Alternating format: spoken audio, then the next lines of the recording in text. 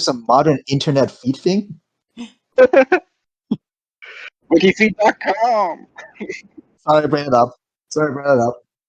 Yay. We'll turn the internet down.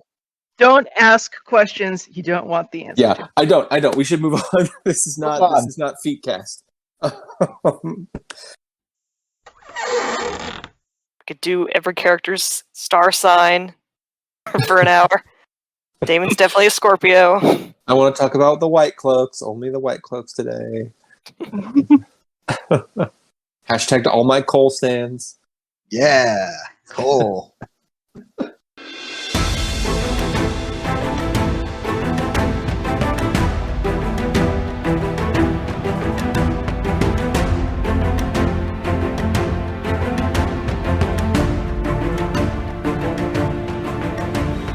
Hello, everybody, and welcome back to Vassals of Kingsgrave for DragonCast, episode 9 of season 1 of House of the Dragon, the Green Council. We've finally gotten here. It's all starting now. The past is Prologue.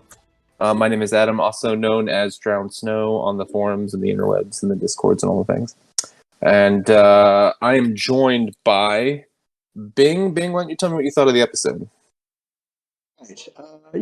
This is. I really enjoyed this one as well. I think I'll give it a 4.75 to. I don't know how much points to deduct for the Laris masturbating to Allison's foot scene. I don't know. At least two tenths of a point for each foot. I don't know. It's just that was weird. I'll just put it that was maybe a bit too weird for me. Not trying to kink shame or anything, but it took me out of it. I feel like there's maybe a little bit way to portray it more subtly. Otherwise, the rest of the episode we can discuss, but I think it's excellent stuff. All right, awesome. Katie, how'd you find the episode? This is my least favorite of the season. I'll give it a 3.5, I think. I felt at times that the foundation was a little shaky. I think the second half was better than the first.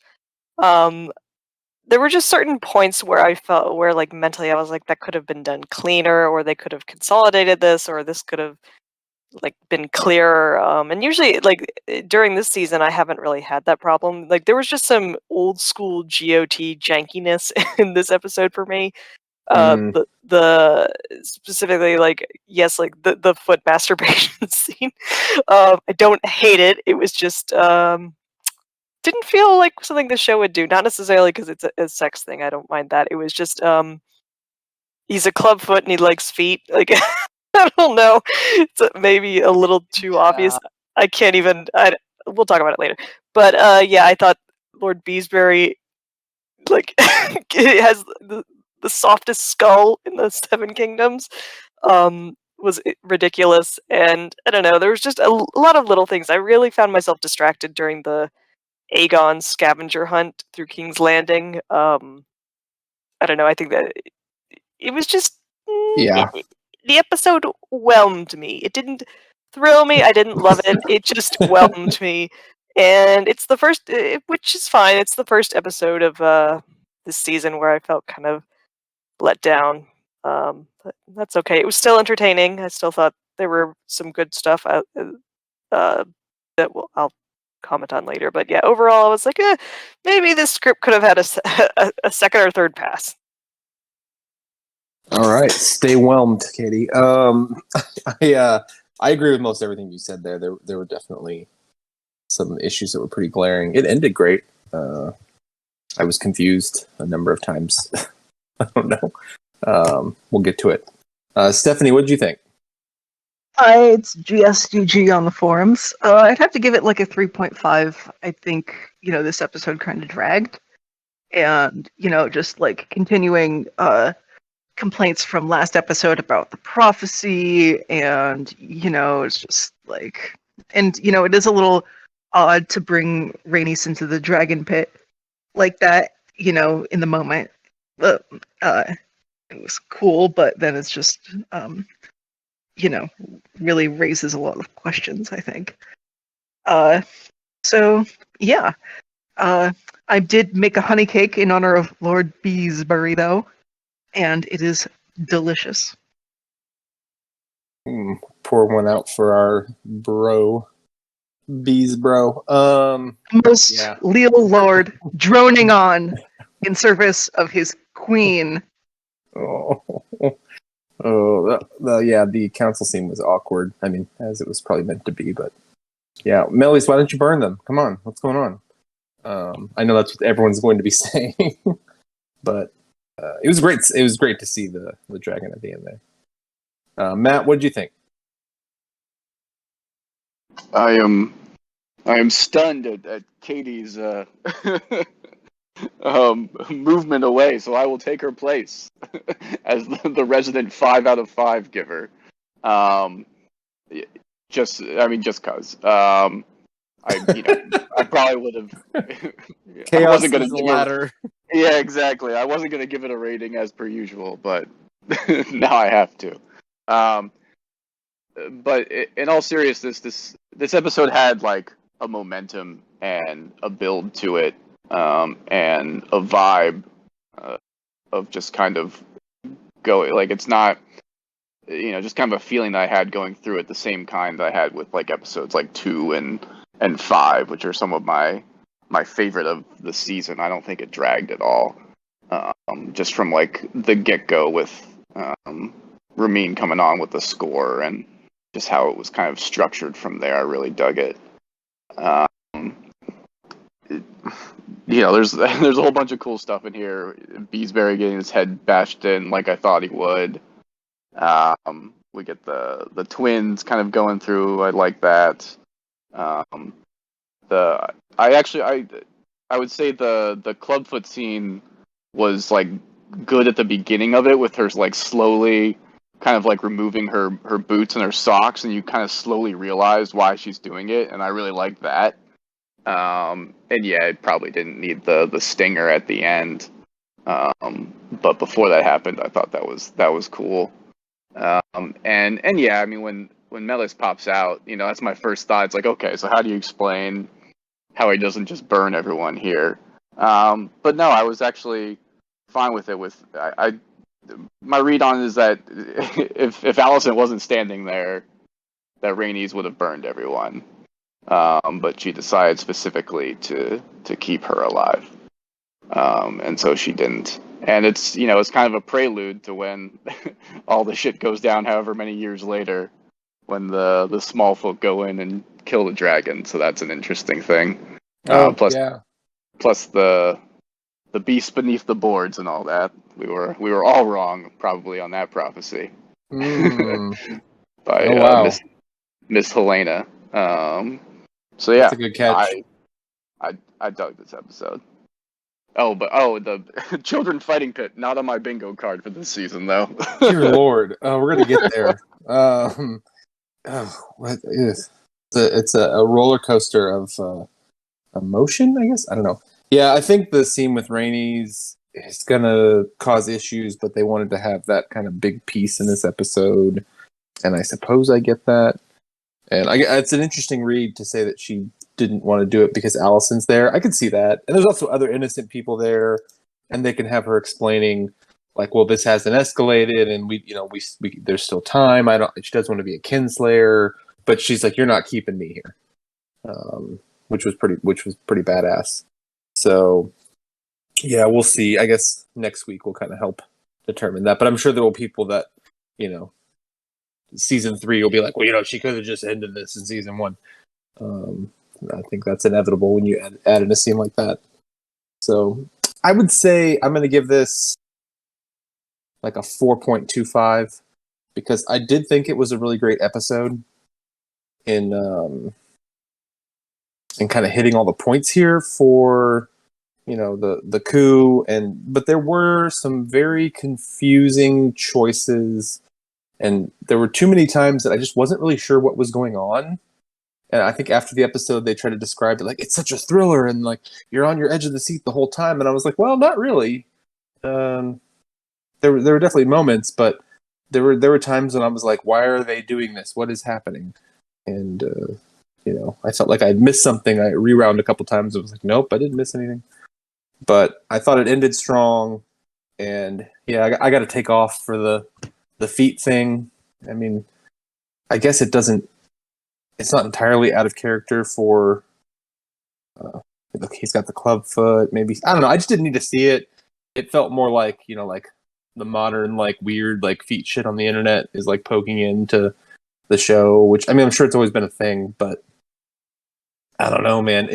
I guess the main thing was they've really played up Alicent as, being pious, and, even here she advocates for like sparing Rhaenyra and all that, but then she just lets Larry's like jerk it to her feet. I don't know. Right, and she's so concerned about what people will think, but then she's like spending time alone with Clubfoot, and other people are noticing it. Like even her father's noticing it and asking her, "What's up with that?"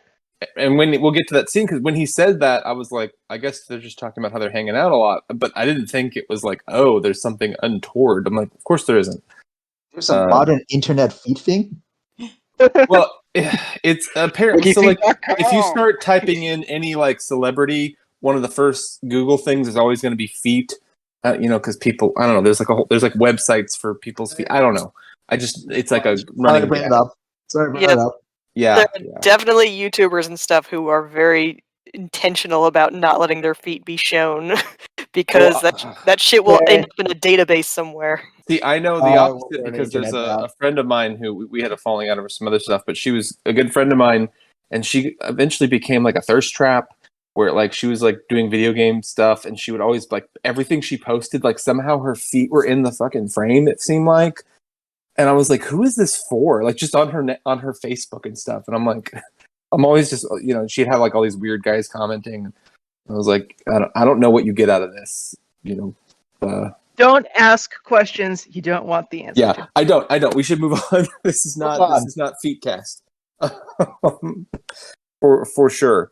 But I just, like I said, it did bring me out of the episode, and mostly because it didn't feel right for Alicent personally. I think that they've done a good job of not, I don't know. I guess in one way you can look at it as like, like the religious purity thing we have nowadays where people are like, well, if I go in the other way, it's okay. I mean, maybe there's some loophole logic here with her. It's okay. The Seven will understand for her. That's right. Not the stranger, for anyone else. Yeah, the crone is fine as long as you're looking out the window or something. Yeah. Anyway, moving on. Let's get to the first scene here. In the all is quiet and dark at the Red Keep, and then there was like a child running around. It was very dark. I couldn't tell what was going on there. He's the servant. He's the servant boy. Okay, I was like, who the hell is this? Because he's running through the kitchens, and he's talking to Talia. Oh, is that? Oh, okay. So that comes up later. All right, thank you. Because I did not catch what that was.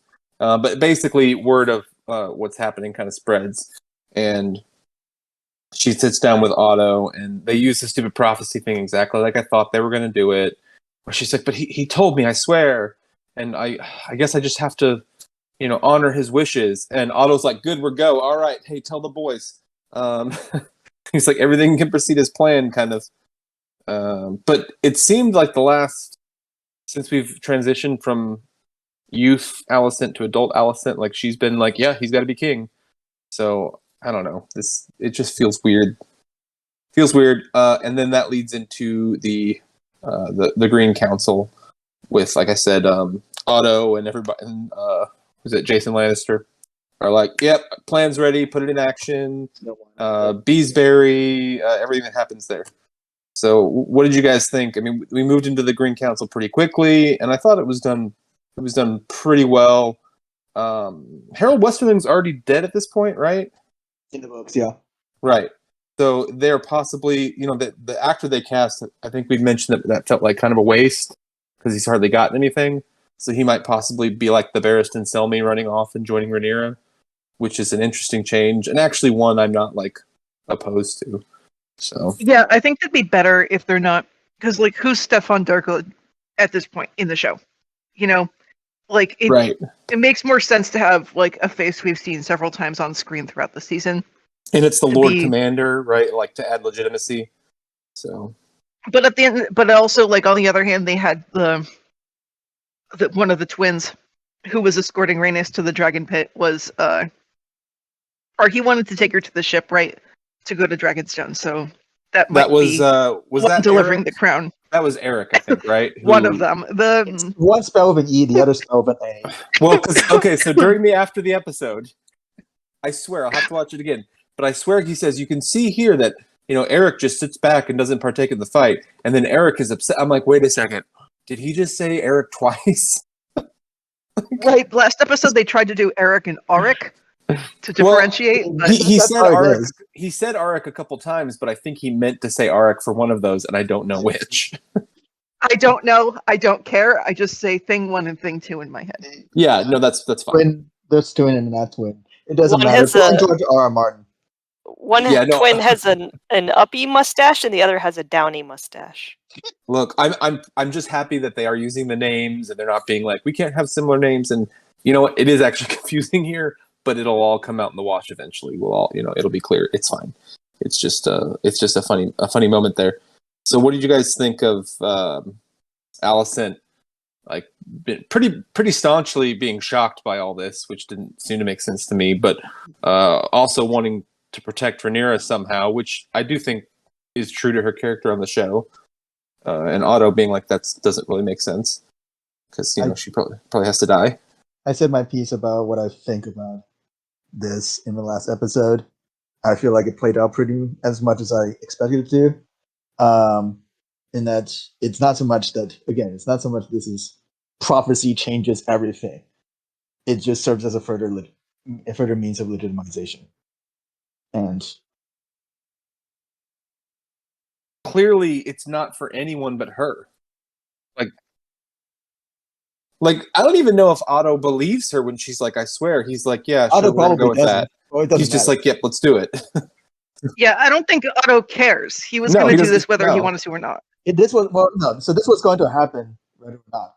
It changes a little bit in how they would approach this subject to others, right? In which the rest of this episode, they just keep saying the king's last words, the king's last words, and that's how they sold it to the people.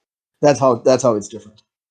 Which, Yeah, and again, that's probably something- that's probably what they would do either way. Yeah. But I Well, think that having they're going to sell Alicent it as a differently. participating member of the coup would really be better for her character. She could still advocate for protecting Rhaenyra and like a less harsh tone, and sparing bloodshed, and say, well, hey, I thought we were going to do this and we were going to offer Rhaenyra this, and Otto's like, yeah, I told you that, but that's not what we're going to do. Like they could have still made her a participant and like still pulled the rug out from her at the same time.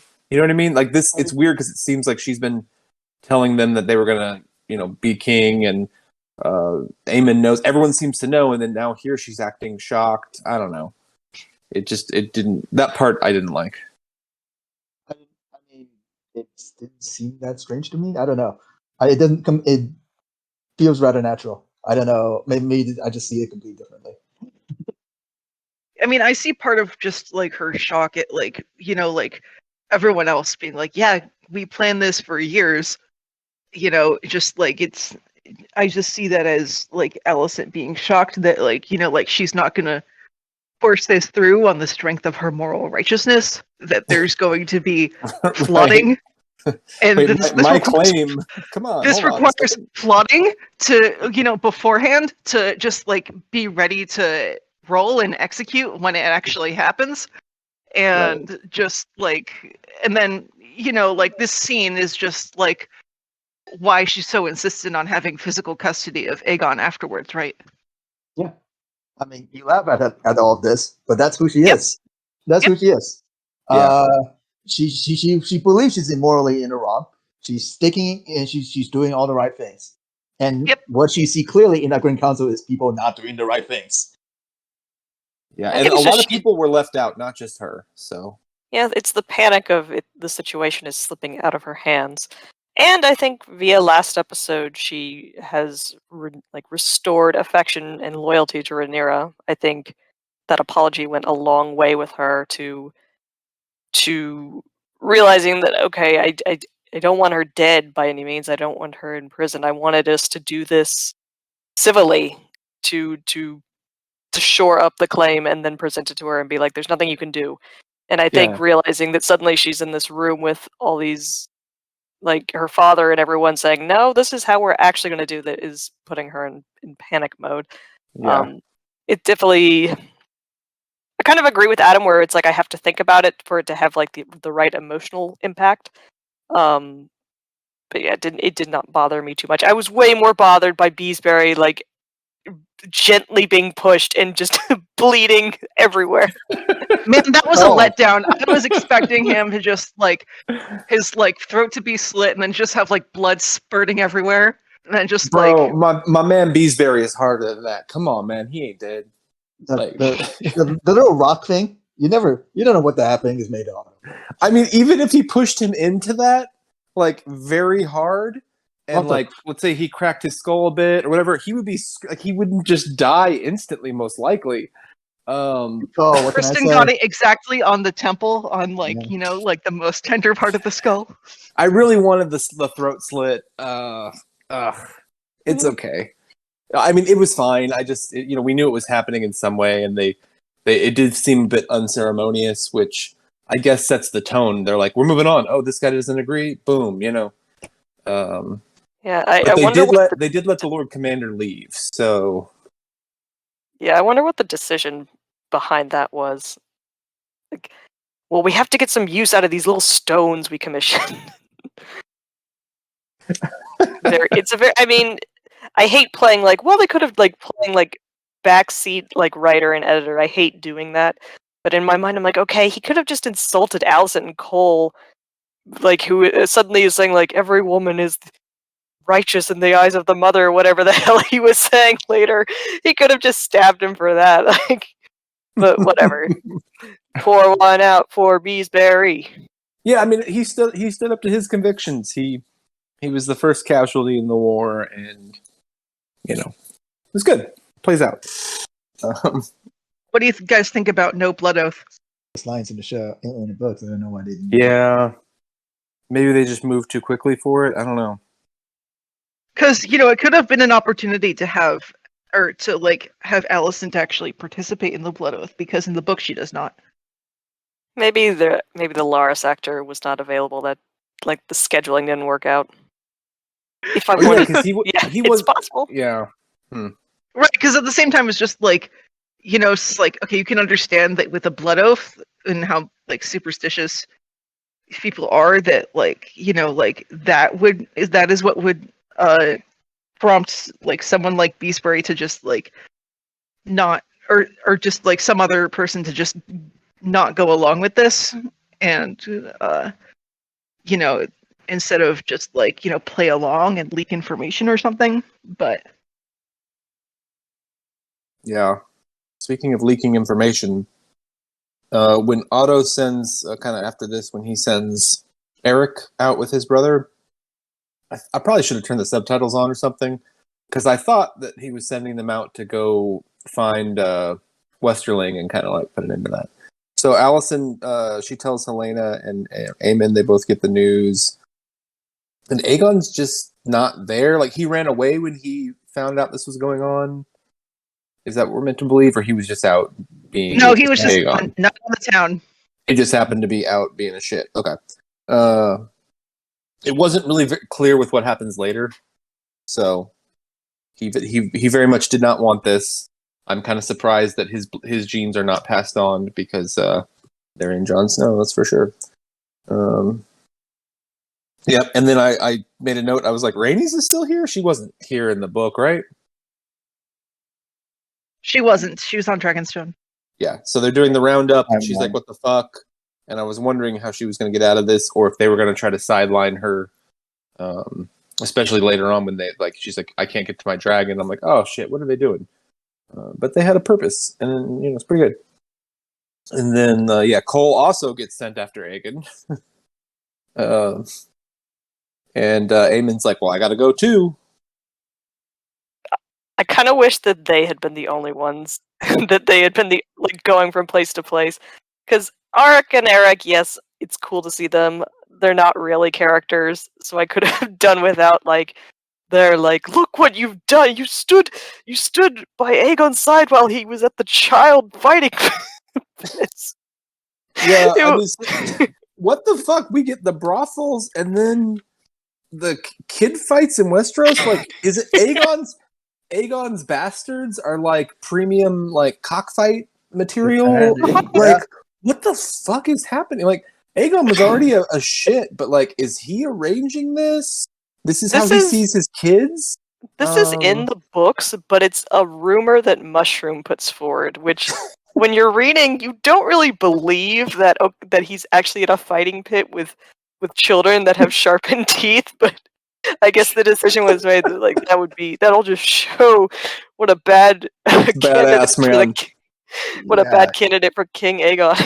He's such a boss-ass king, he fights kids, yo. Wait, so these are the pits that I want to say Biter was raised in, right? In the main story? Yes, yeah. They have a proud lineage. I completely forgot this was in the books. I thought, whoa, what the hell? So did I. I thought this was totally made up. You said that. I was like, oh, wait a second. Yeah, it's when they're going and looking for Aegon, there's some debate about what he was doing at the time, and some people they say that he was at his revels, and they say he was with a lover, but then Mushroom's like, no, he was at a fighting pit for children that had Mushroom's like, ooh, he was at the children fighting pit, y'all. Wait, what? What the hell?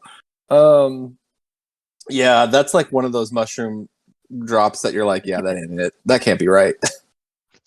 Wrong. Oh man. Mushroom's apparently the true historian of Westeros. I don't know. Yeah, he's been vindicated on a lot of stuff this season. Yeah. I mean, like, they're not including Mushroom in here as a character, at least yet. I don't know if they will, but they are including his work. They're including his work. So, that plot goes on later.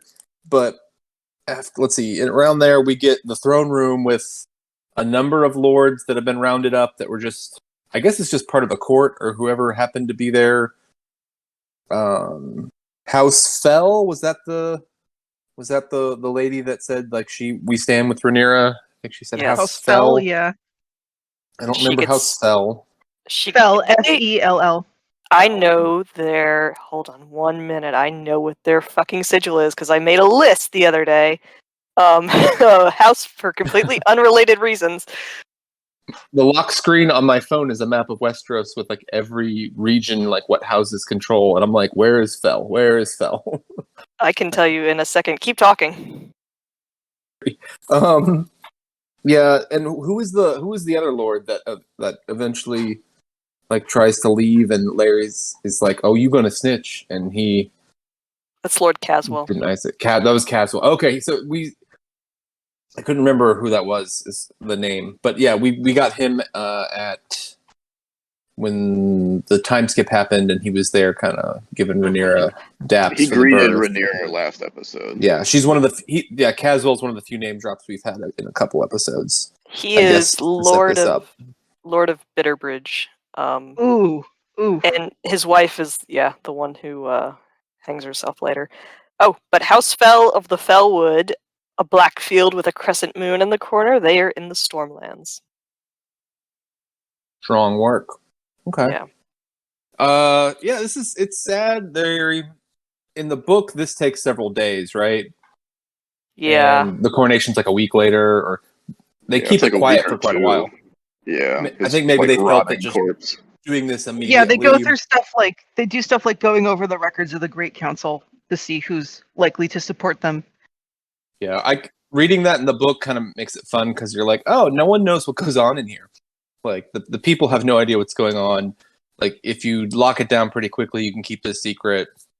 But I think maybe the viewers wouldn't have felt that was believable or something. So they're like, let's just do it in a night. But I don't know. Why are you executing people because they're trying to leave if like an hour later you're going to announce it to the city? Right? Well, it's not just that, because they refused to swear loyalty. Yeah. They refused to bend the knee. Well, I thought he made it clear that no one was going to leave that room if they didn't. So I assumed that he had given his oath and then was just trying to sneak out and was gonna, go snitch. He said I'm not going to bend the knee to you. I keep my oath to the princess, and then I'm trying to leave, and then but right. So like Otto said it ambiguously enough that he was implying that he might actually honor letting them leave, but like anyone with two brain cells to rub together would think that no. Yeah, don't do that. Okay, gotcha. There were two different people. So Caswell's the guy who ends up like bending the knee, the last one to bend the knee, and then he tries to escape and gets caught. There was another guy who said I refused to bend the knee, and he gets sent to the prisons or whatever along with Lady Fell. Okay, Yeah. see, that's what I thought. Okay. We didn't see his sigil. There's like about 5 or 6 lords and ladies who get executed for not, in the book at least. I don't remember who he's supposed to be. Well, and here we don't know who any of them are, so we can't know if they're like major houses or if it's significant. Or the point is just they're kind of getting rid of people here, I guess. But not all of these people would have like their heads of house here anyway, right? Serving at court, so hostages tend to be more valuable in the situation. Do you believe Larry's when he offers his help to Otto? You think he's just playing both sides, or do you think was trying to kind of work for Alicent there? He does whatever he wants. He's the most like even when he's supporting you, he's the most untrustworthy dude. Those people should kill him immediately. It doesn't matter if he's on your side. He could betray you at any moment. He's on the side of feet. Yeah, see, at least with the feet thing, like that's more of a tie than anything else I've seen with the feet thing. It's also the same thing with when Alicent later says to Cole when she sends him out it's just like for all the love you bear me as a queen. You can like combine that with the line that that Cole says later about women and the mother and all that, and you see that connection there and why. And that's the type of thing where it's just like Cole is loyal to that one thing, and so he's loyal to Alicent in that way, as fucked up as it is. Speaking of Alicent, I thought that one of the kind of moments that stood out as pretty good in this episode was showing her kind of mourning over Viserys. I think she has a lot of complicated emotions here, but I do think it's clear that she's upset that he's dead. She doesn't really know how to process it. Like, they didn't make her just like kind of cold and angry and bitter. And I mean, I think she genuinely did have, care for Viserys. Sure, he was all the shit. He was a huge part of her life. Yeah, it's understandable when she's first told she has this amazing, just sob that escapes her before she can contain it.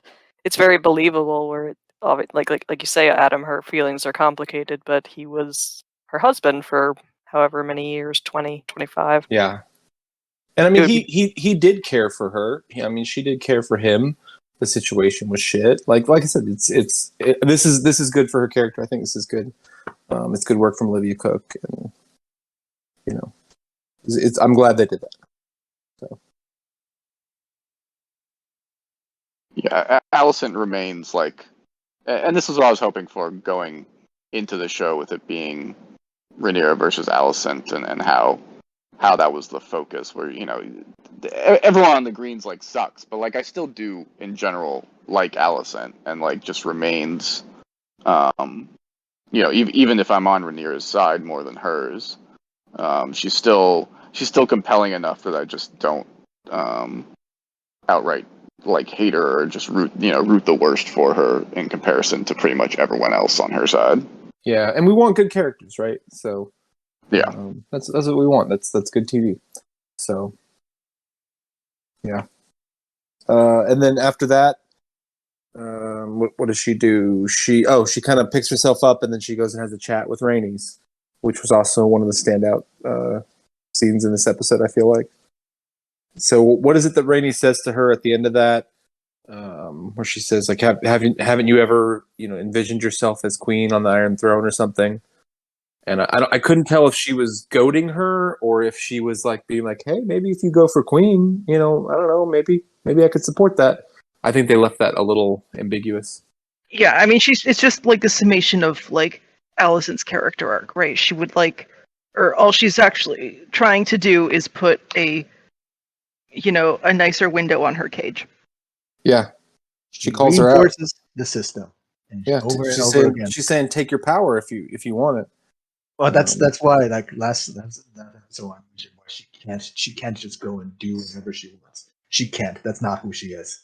Yeah. She's been part of the system and with her Yeah. father, and she does not have that in her. Not that she doesn't have the ability to make bold moves, or it's just that's not it. I feel like I'd like to make this clear. It's not about agency because she has a lot of agency. She does a lot of things. She makes a lot of initiatives, but there's nothing in her worldview that allows her to act in certain ways. And you could say that that's something that's created by system that enforced upon her. I think it's a product of the trauma of her life. But yeah, this is not something that she will do. Right. Okay, so then Otto goes and meets with the White Worm, who I don't know. I mean, is she dead at the end of the episode? Is that what we're supposed to be thinking? I think her house just gets burned down. I mean, they don't show her dead. Yeah, but there's no way. What is with the accent? Is it Cajun now? I told you it was like French sounding like later on. Yeah, it's not Westeros. I don't know. I'm getting Shay the funny whore vibes. It's Littlefinger. She's making her play, and then that leads them to Aegon. They both get there, hilariously at the same time, and I'm like, why are they fighting? Understands. Aegon just wants to leave. He doesn't want it, and Aemon does. Very, very. It was a good fight, but I really had trouble understanding why it was going on. Yeah, the stakes could have been more clearly established at the forefront, which is that they both want to find him so that they can be the first to influence him about Rhaenyra. And like, it's like, okay, mentally, I like I said earlier, like I had to think about it for it to kind of land, so that was a problem for me. Yeah, it was just right. I felt like they could have established the motivations a little better and what they were fighting about. I do like that Aemond is bitter. Like, he's a lot like his mom in that he feels like he has been the dutiful one. So why is it that he's always left with the bag? Why should Aegon get everything he wants when I'm the one who's done everything he's supposed to do? Aemon continues to shine. I was wondering about that. Yeah, I was trying to get a read on him there, and I was wondering in the back of my head if like he sees how much that like Aegon like doesn't want it, and how he'd just rather go away, and because like he just like hates his brother, he's like, oh, I'm gonna like make you do this as a punishment like type thing. Like you clearly like hate and don't want this, so fuck you, have it. But that's pure. That's really looking into things. Yeah, that scene is weird, but yeah. No, he doesn't have murderous intent, right? No. You're not seeing that? Yeah. No, I think it's just bitterness. If they said, you know what, we're going to let him go and we crown you, he's all for it, but he's also... There'd be his kids to deal with. Well, if people know about that, but... So, I mean, I think I said this throughout the season a couple times, that at least book Aegon, I was like, he didn't seem like he'd be all that bad. He didn't want the crown when it was offered. But, show Aegon, he's like a rapist, he's a, child fighter, like, and then they bring him around here in a very, like, he's just not king material, man, at all. No. Wow. I mean, it's important to differentiate him from something like Joffrey or Ramsay. Oh yeah, he's not like them. It's not like just a black and all black villain. This is a person who does really bad things, but ultimately is still a person. And he's a shitty dude and doesn't want to be a ruler, and kind of not a good choice. You can sympathize him with certain. Well, that actually makes it better for Otto and Alicent because then they can just do everything, and he leaves it to it, just like Viserys did. But that shot at the end when he finally has the crowd cheering for him. That's what I was Don't gonna you say. love me, Mother? The crowd does. I am a little worried that they might go that angle. It's gonna go to his head. Yeah, I think that's- they were aiming for like a transformation in this episode for him. Yeah, because I mean, him asking his mom, well, saying first like, "Dad didn't love me. Do you love me?" And then she gives him the hilarious answer of "You imbecile," which could either be fond or it could be like, "Why the fuck are you asking me this right now?" But then the crowd loves him, and that might be able to fill the void for him. He's like, "Oh, this might not be so bad after all." Yeah, we'll see. And he was, we'll talk about when we get there, but he wasn't dressed in green. He was dressed all in black. So, let's see. After this, we get another good Alicent scene where she confronts Otto, kind of on his shit. And then after that, we get Larry's and Alicent, who rats out her handmaiden as a spy, and then the weird feet shit. Maybe I understand Maybe I understand the concept of it, in that it's consistent with the fact that Alicent has sort of continued to serve as this plaything for the men and for the powerful men in his life to make her do what she wants. But yeah, no, the subtlety could be more subtle. Yeah, but her scene finally kind of like telling Otto, you know, Dad, you've been a shit. It was pretty good. Yeah, I liked it. You know, it's not like, fuck you, I'm supporting Rhaenyra. It's, fuck you, we're doing this my way. So this was the Green Council, and there were actually a lot of good Alicent character moments, which, you know, makes sense, especially because she's going to be one of the characters that we're with the longest, and we'll have her, you know, presumably, right, we'll have her later when Rhaenyra takes over King's Landing and all that. So, yeah, no, it's good. Good work on her. And then after that, it's Rhaenys and everything else till the end. Rhaenys getting rescued, but not, and then wanting to go to the dragon pit, but Eric, pretty sure it's Eric, telling her, no, we're just going to get you on a ship. And then they're lost in the crowd. He's lost. And then she sees they're all being huddled toward the dragon pit, which she's like, fuck yeah. This is exactly going according to plan. And what we've been talking about a little bit is the coronation scene. Aegon all in black. Was the banner a golden dragon? It looked kind of goldish. I couldn't tell. It definitely wasn't red, but he was just black on black. Black dragon, black everything. There was no green on him. Black crown. So no red either, though. I don't know. He looked like he definitely didn't want it. But once he held the sword in his hand, I think it started when she showed him the dagger in the carriage scene, and he was like, "Really, Mom? Did Dad really say that? Do you really love me?" And then he's got the dagger, and now he's got the crown, and now he's got the sword. He's got the whole kit, and he's like cosplaying as the king, and he's kind of feeling it. So, you know, and then he almost dies. And no one there could have done a fucking thing in that moment. This is the power of dragons in this world. This is why I'm sure they're going to show us in later seasons, like, you know, strategically, like, yeah, look, Rhaenys isn't in the keep. Not with her dragon. She was fucked. Thankfully, she managed to get out, right?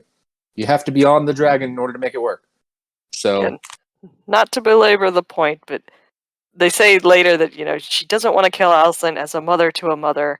It's like, well, she probably killed like 50 mothers when the dragon came out of the bottom of the dragon pit. Katie, those are small folk. They're beneath us. I mean, them. Who are they really? Yeah, who are the small folk? But Meleys looks really cool. Big spiky neck. Yeah. Big frickin' dragon. I was like, slay it, queen. Kill those peasants. They were just cheering for the wrong king. Typical black lack of care with small folk. That's They what deserve it. They deserve it. And that's your downfall in the end, isn't it? Black. The blacks survive. The blood of the blacks runs through Jon Snow. That's why they're the winners. True King, Tristan Truefire.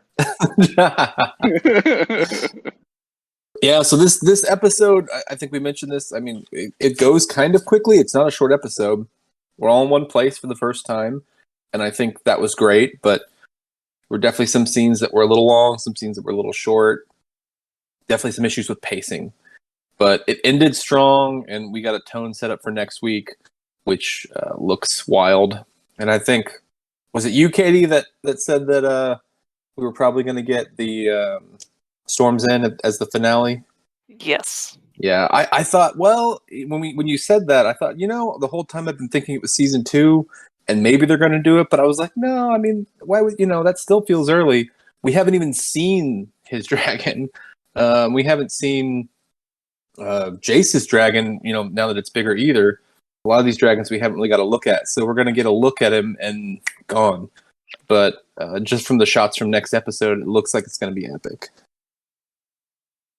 Yeah, I mean, it's going to be dark. It's going to be in the rain, so everybody adjust your TVs. Everyone's going to be pissed.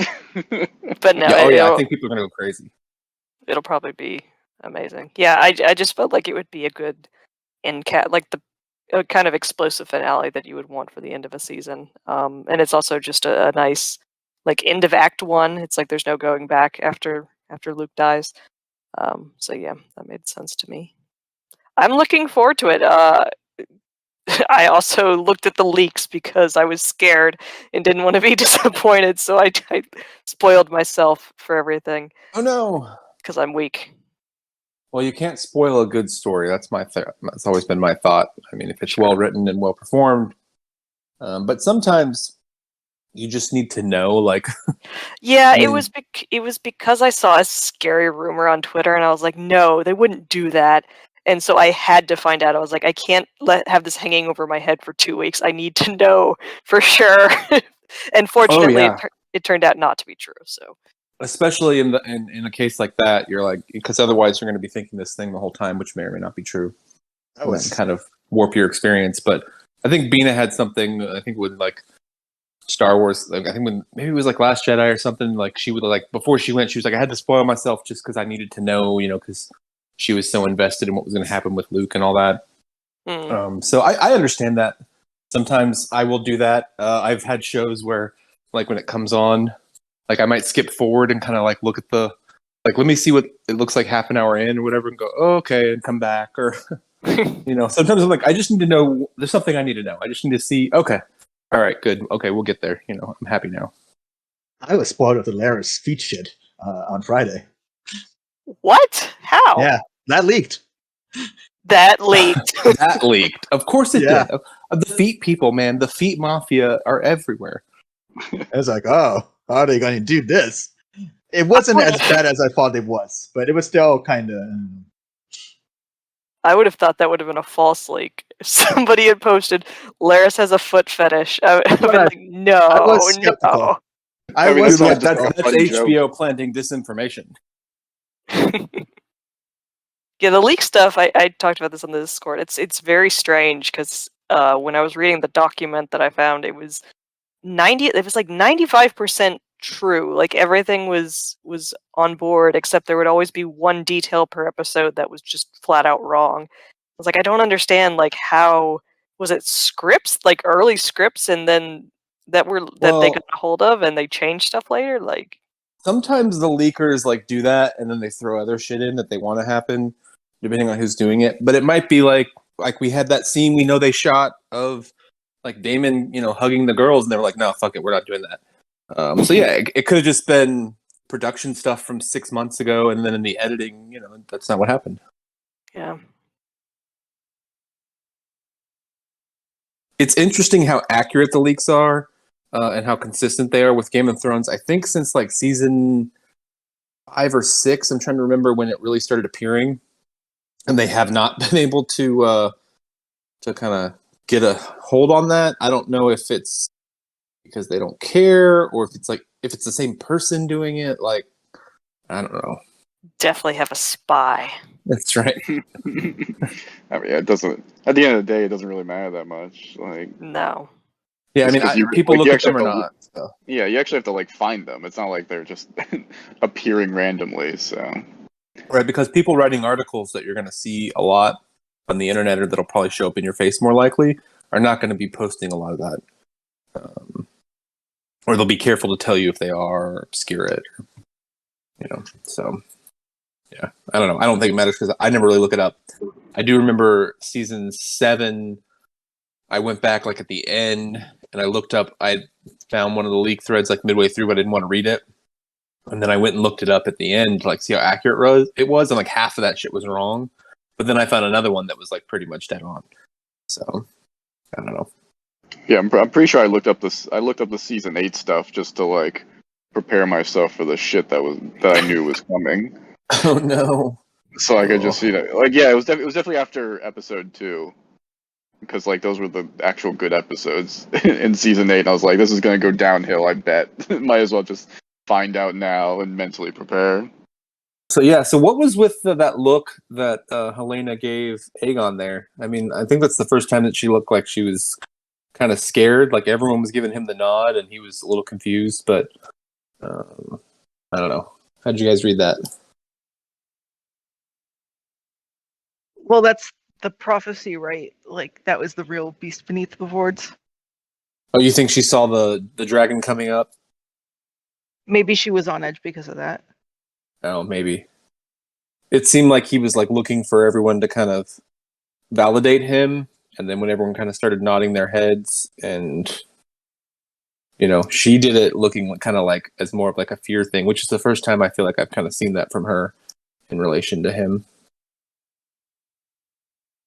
Well, when Alicent was talking to her earlier in the episode, she was more insistent about the beast beneath the boards. So I guess that's just what they were trying to remind us of, and maybe that was her way of trying to like lodge a protest or get like her mother to listen to her, that like to like like watch out for that. And also, we don't know exactly how vague or precise any of these visions are, so it's a little hard to tell, right? Right. Maybe she saw Aegon standing with a dragon in his face or something. Speaking of which, how do you guys feel like they've been portraying Helena, just as far as kind of like the kind of oddness of her character? Like, I think we touched on this a little bit an episode or two ago, where someone had mentioned that maybe they were like portraying her as being on the spectrum, but we kind of like glossed over it. And we actually got an email from a listener just kind of on this subject, just talking about how there are a lot of neurodivergent fans that listen to these podcasts and giving us some kind of tips, pointing out some things that I hadn't really considered. So I don't know if they're actually actively going for that, like putting her on the spectrum, but she points it out in the email she sent us, and kind of there's a lot of signs that definitely fit with that. Do you think it's just kind of like a stereotyping thing, or do you think that's something they're intentionally going for, or is it like dreamer related? It certainly fits with the trope or stereotype of a seer with who's not entirely what quote unquote normal by the rest of society's standards, right? Because like I compared her to Cassandra in a previous podcast, and like it's just like when everyone's just like just like welcoming Helen to Troy, she just like is not going along with that. And when everyone's happy to have Paris back, before that, she just like attacks him in a rage. It might be fall a little bit into like a magical disability thing of taking like the actual symptoms or behaviors of a condition or a disability and then adding like having it being symptomatic of something magical, which depending on how it's portrayed can be offensive or it can be pretty Right. or pretty neutral. I can't speak to like how her portrayal is like if is it offensive or not. But I definitely see like the way she put her hands over her ears last episode when Vayman got killed, like kind of her insistence on like certain phrases, like her hyper fixations, like some of it just seems very coded. Whether that's a good or bad thing, I don't know. Like I said, I can't speak to that. Yeah, I could definitely see that. I wasn't really picking up on it so much because we didn't get a lot of interaction with her. And it's like my son had he has ADHD, and as a kid he had kind of like his ears would hurt because he has like he had kind of hearing sensitivity, and he'd do that. And I don't know. She just came off as kind of innocent and kind of aloof, and I wasn't really sure what they were going with. But like I said, when it's pointed out here, I kind of see that maybe that's what they're going for. Yeah, she just seems to have her own interests. I don't know. So it's going to be terrible what happens to her, regardless. So I'm not sure how I feel about all that. Yeah, speaking of the coronation, I think it was a bit of a missed opportunity because in the book, Alicent takes the crown off her own head and puts it on Helena, and that's like the only kind of affection she shows any of her kids in the book. Oh yeah, and especially since in the carriage, Aegon was like, "Do you really love me, Mother?" And then for him to decide, well, the crowd loves me. To have that as a point of contrast. Didn't she call him like an idiot when an imbecile? Yeah. Yeah. He's like, "Do you really love me?" She was like, "What the fuck are you talking about, kid?" She's like, "This is not like." He's acting very child. Like it's a human question of, "Do you love me?" and "Father never loved me." Like he's speaking to the root of the issue. At the same time, we're talking about the fate of nations, kid. Get it together. Like, I need validation, and they're like, "I need you to rule the country."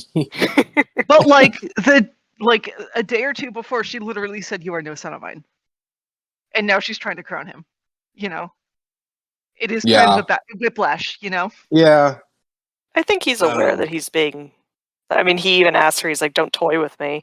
I think he's aware, or at least suspicious of the fact that he's obviously being used and wants no part of it. I feel a lot of sympathy for him. Obviously, he's no good. He's very bad man. But I think like the actor is doing a really good job of making him very human in his weakness. Do they have both of their kids already? Did we see both kids? Yeah, we saw both of them very briefly. Yeah, well, there's not the third one. I mean, they would have to, but I just didn't remember. I remember seeing the one kid, but yeah, who are these kids anyway if they're not in a fighting pit? Melis wasn't there, and that's the reason why Bitterbridge is so brutally sacked by the Greens, is because he dies there. Maelor? Maelor. Melis. Yes, Rhaenys's dragon is Helena and Aegon's third child. It makes sense. For a second, I was a little confused there, but yeah. Yeah, but, I mean, he could just be, in his like own nursery. It's entirely. I mean, they could consolidate those plots. I mean, Jaehaera, she's not super important later. She dies. She doesn't become queen. It could just be that Jaehaerys is the one who gets beheaded, and then maybe Jaehaera is the one who was killed by the crowd. It would spare them from having to cast a baby. Oof. Yeah. So much death is coming, and so much like innocent death, and we got our taste of it today. I mean, up until this point in the season, there hasn't been as much. It hasn't been as much involvement of like the innocent kind of getting shit on, and it's just going to be nonstop from here on out. Yep, that and the sunk cost fallacy. Nothing but that from here on out. Right. Once the Storm's End goes down, there's no getting the band back together. So, and I think that's one thing to mention about this scene.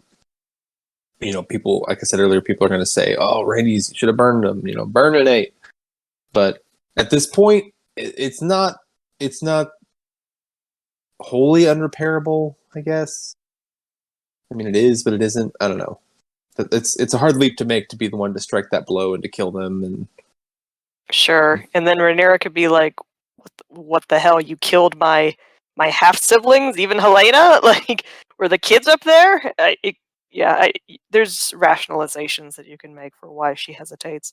I do think that like we just haven't gotten enough of Rhaenys and her, what drives her and her motivations to really understand why she makes that decision. It's mostly I kind of have to grasp at it in a way that I dislike. That I haven't really felt in the other episodes. Maybe Damon will dress her down for it next episode. He like, what the fuck? Oh, like, yeah. He would have done it in a heartbeat. Yeah, I'm sure he'd be like, oh, I wouldn't even have to be dealing with this right now. I'm not even supposed to be here today.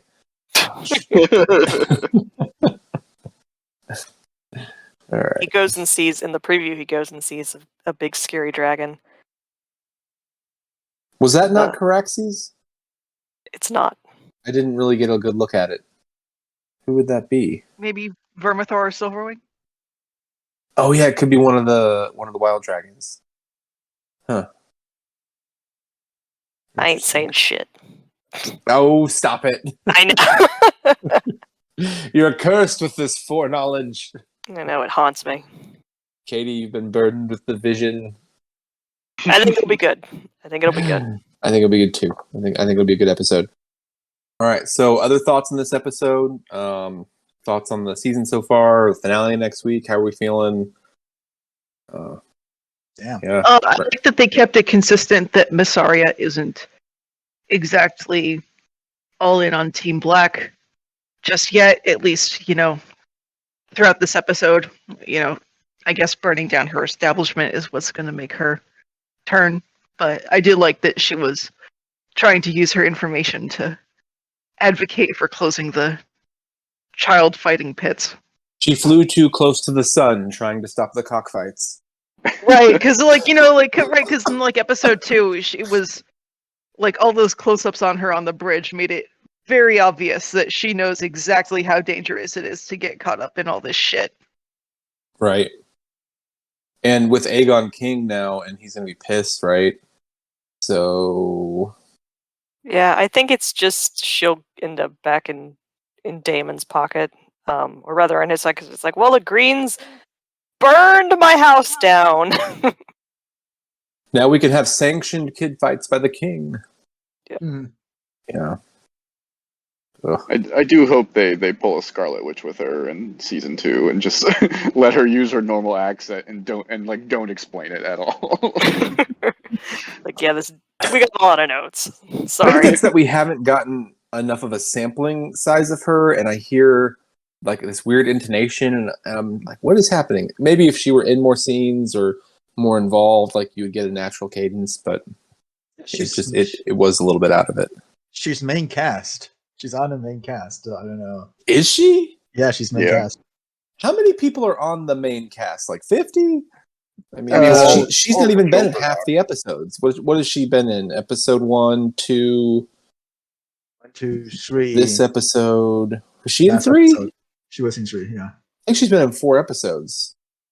I think she was in 3. Four or five. She was in 1, Yeah. episode 2, and then I don't know. I guess this is a 4. large ensemble, and going forward, if they're going to use her a lot, I mean, that makes sense. So, Yeah, I mean, the kids are all listed in the opening credits too. So. Yeah, that's a good point. I mean, the main cast, is not necessarily going to take up all that much screen time in a given episode because there are so many characters to service. I mean, we didn't even get anything from Dragonstone or any of them this episode. So. Right, yeah, their names didn't appear, and that's why I always watch the opening credits because they only list the actors that are going to appear in the episode. So usually I'm pouring a drink during the opening credits. I'm disappointed that the song is still just the Game of Thrones song. I know. It's just changed a little. Not the song, but the little icons have changed a little bit. I did notice something that was not there before. It's kind of a spoiler. Right, I thought there was something different. They added the kid. There's also a blue stone on there that's Aemond. Yes, for the sapphire. With his eye, yeah. Mm. They had the sapphire for Aemond, the spider for Helena, a naked woman for Aegon. Darren's and in there, right? Darren. Yeah. Darren's gonna be in season 2. Darren, the brother we never talked about ever, not even once. Well, Good I'm happy kid. that they confirmed he exists. George R. R. Martin confirmed he exists. Yeah. Well, Yeah. and I believe it if he says it, but you're right. It wasn't like the show that did it. Yeah, maybe HBO was like, shut up, George. Look, we're not putting in a fourth brother. Shut up. Oh yeah, and Mushroom. He's been cast. Don't worry about it. What? I just See, think if it's they gonna. cast Mushroom, they have to go all in and show us his member, which No. which is what HBO is afraid of. Probably. Cowards. I feel like, yeah, if you were George R. R. Martin, you have a lot of power. you could theoretically say some shit like that and just like challenge them to either call you a liar or do it. Do you guys remember, like, way back in season 1, George wrote about how he wanted there to be this big calling of the banner scene for the North, and he, like, turned in his ideas, I guess, like, or he was advising on the script, and they're like, George, this'll cost $20 million. And that's why he wrote the original series. It's only like 5 locations, and 50,000 people. And all in entirely new sets for each of them. Yeah, To give them right. the heraldry to let us know who they are. Like, yeah, we need George, to see the Boltons we'll never and the reuse Dreadfort. any of this. The Boltons and the Glovers and the Dustins, we all need to see them at their castles. Right, but if you put the money in now, it'll be good in season 13. I'm writing something for this. You'll see. Yeah. Anyway, so that was fun. Anyway, so yeah, next week will be the final episode of the season, and it's going to be hopefully a good one. I hope they make that one a little longer, because I feel like they have a lot to do, especially if we're going to do justice to that scene at Storm's Inn, which will kind of suck, especially because Aemon's grown like 10 years and Luke hasn't. He's really at a disadvantage. Yeah. Nature is cruel. So yeah, we'll see how it goes. Hopefully the show sticks the landing. I mean, it's been a good season so far, and I'm glad everybody's mostly having a good time watching it. And yeah, look forward to. Well, it's inherently going to be a disappointment because it's not like they're going to get the rights to One-Winged Angel to play over that scene anyway. So What? just imagine, just like Luke's flying through the storm, and then just like there's like something. Oh, there's like dun dun dun dun. I like that you said Sarah McLachlan in the arms of the Fly away. We need a remix. We need a remix. It would be perfect though, because it's like all those late night advertisements to like donate to help dogs at the pound. It's like, you can save a dragon from this terrible fate. You can save this helpless child as he is devoured. Don't let this happen to another Targaryen. Like, I don't know, maybe it should happen to all of them. Yep. Oh, just kidding. He was a strong boy. All right. I'll see you guys next week. Thanks. Good night. Goodbye. Sweet. Dracarys. What is dead may never die.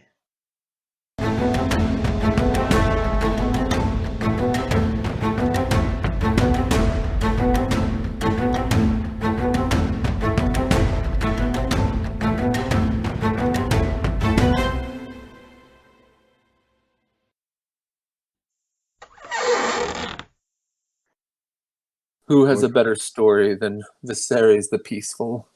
Oh, I love Oh. that they gave him that title. Oh, I found the guy who was killed with Lady Fel. It's Lord Merryweather. Merryweather. Okay. See, we need name tags. They're your Any sigil. character. Well, yeah, I feel like more of these lords could be wearing less generic clothing. Like, you're right. I mean, when a lord walks around and they got the fucking dire wolf, you go, oh, okay, I know what team we're on here. And at least if it's some obscure sigil, we could find it. But whatever. They don't want to pay the art department to create House Fell's sigil for the show. Ultimately, the problem is these people don't matter. I'm gonna wonder, like, what the hell? Like Stefan Darkling. Apparently, they cast Stefan Darkling. This is a series about people that don't matter, man. like A Song of Ice and Fire is like full of like insignificant people, which is what makes it great.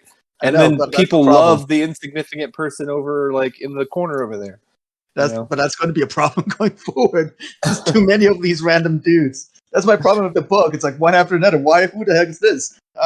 This guy did this thing. That guy did that thing. It's like this Kingsguard who's loyal to Aegon. George of the Child Fighting Pits. Canon. Mushroom is canon. Yeah, I mean, I do feel like Mushroom is the most fun, and in the writer's room, they probably seem to agree with that because they lean on Mushroom a lot. So I'm here for it. What other crazy shit Mushroom said later on? Well, there's one kind of out there thing he says. It's just that, like, when Jace goes to the Eyrie, he has to go down on the Lady of the Vale. But it's but you know, she's implied to be a lesbian, so it's just like I just read that as just homophobia. Right. Yeah, the Sarah Snow thing is very suspect as well. Oh yeah, I agree. He's got around, just like his dad. Dragon eggs in Winterfell. So how does Massaria die again? Walk of Shame. Oh, yikes. Yeah. In King's Landing? In King's Landing, yeah. They tell her, like, if you can make it to... I think it's after Rhaenyra is dead? I don't actually remember. But yeah, they tell her, like, if you could make it out of the city while we're whipping you naked through the streets, you can leave, and she doesn't make it. Ooh, ouch. Yeah. Ugh. Fun stuff. Look, coming up. Speaking of fun stuff, so I put up the lemon cake poll on the YouTube here, and I should mention, it feels like the votes have gotten more and more skewed with each week. Last week it was 70% was 5 lemon cakes, and the week before that was 61. Last week was the most 5 lemon cakes. Just saying. But anyway, I changed the image from like the VOK skull to the golden dragon, and the first comment is already like, "Hey, what's with the golden dragon?"